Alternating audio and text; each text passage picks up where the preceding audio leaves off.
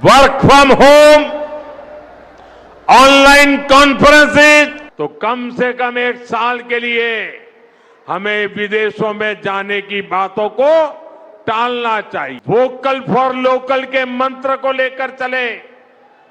हम made in India चीजें खरीदकर भी विदेशी मुद्रा बचा सकते हैं। घर में कोई भी फंक्शन हो, कोई भी कार्यक्रम हो, हम सोने के गहने नहीं खरीदेंगे, सोना नहीं खरीदेंगे। चुनाव खत्म होने के बाद प्रधानमंत्री नरेंद्र मोदी जी ने देश की जनता से अपील की है। उनका कहना है घर से काम करो, मतलब वर्क फ्रॉम होम करो, मेट्रो से चलो, पेट्रोल डीजल बचाओ, सोना मत खरीदो, विदेशी यात्रा मत करो, विदेशी ब्रांड का सामान मत खरीदो। यही नहीं, जो खाने वाला तेल है उसका कम इस्तेमाल करो और खेतों में खाद कम डालो।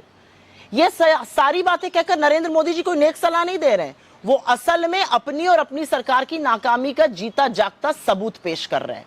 वो ना देश की एनर्जी सिक्योरिटी सुनिश्चित कर पाए, ना रुपया बचा पाए, ईंधन की किल्लत से लोग जूझ रहे हैं। चुनाव खत्म होने पर उनको वो सच स्वीकारना पड़ रहा है जिसके बारे में राहुल गांधी जी ने आगाह किया था। उन्होंने कहा था मार्च के महीने में कि बहुत तकलीफ आने वाली है, ईंधन की कमी होने वाली है, लेकिन मोदी जी ने किसी की नहीं सुनी। उन्होंने ये भी कहा था तैयारी करने का वक्त अब है, लेकिन मोदी जी ने सब कुछ अनसुना किया था। और यही नहीं, हिपोक्रेसी की सीमा तो यह है कि पेट्रोल डीजल जनता कम खर्च करे, लेकिन मोदी जी का लंबा काफिला पेट्रोल डीजल बर्बाद करता हुआ निकलेगा, रोड शो करेगा। आपसे कहते विदेशी यात्रा मत कीजिए, लेकिन वो यूरोप की यात्रा पर 5 दिन के लिए जा रहे हैं। बड़ी गर्मी है देश में। 12 साल बाद आज देश को इस मुहाने पर ले आए हैं कि ये नसीहत देनी पड़ रही कि क्या खाइए, क्या मत खाइए, क्या कीजिए, क्या मत कीजिए, कहां जाइए, क्या खरीदिए, क्या मत खरीदिए।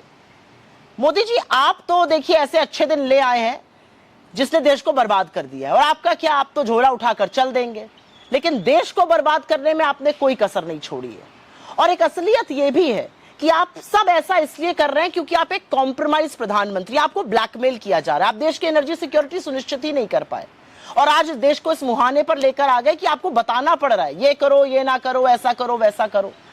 असलियत यह है कि आप एक कॉम्प्रोमाइज प्रधानमंत्री हैं, आपके बस की बात नहीं है। अगर मार्च में भी आपने राहुल गांधी जी की बात सुन ली होती तो आज देश इस मुहाने पर आकर खड़ा ना होता। धिक्कार है आप पर।